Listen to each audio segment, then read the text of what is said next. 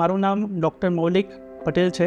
હું એમ્સમાં critical care specialist એટલે કે આઈસીયુ સ્પેશિયાલિસ્ટ છું, જેમાં દર્દીઓ જે ક્રિટિકલ હોય છે, ગંભીર રીતે ઈજાગ્રસ્ત હોય એવા દર્દીઓ હોય એમની સારવાર કરવાનો નિષ્ણાત છું. મારું ક્રિટિકલ કેર મેડિસિનમાં શ્રેષ્ઠ રીતે અપોલો હોસ્પિટલથી મેં ભણતર કરેલું છે. એના પહેલાં મેં એનેસ્થેશિયામાં MD સ્પેશિયાલિસ્ટ કર્યું છે.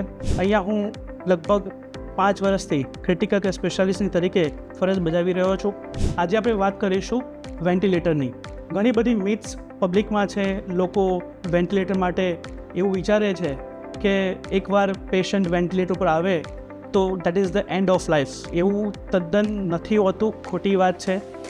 વેન્ટિલેટર એક એવી વસ્તુ છે જ્યારે દર્દી પોતાની રીતે જાતે સરખી રીતે શ્વાસ ના લઈ શકતો હોય એવી કન્ડિશનમાં, જ્યાં એ કન્ડિશન એ રોગ રિવર્સિબલ છે, એવી કન્ડિશનમાં વેન્ટિલેટર ઉપર મૂકવાથી દર્દીનો જીવ બચી શકતો હોય છે.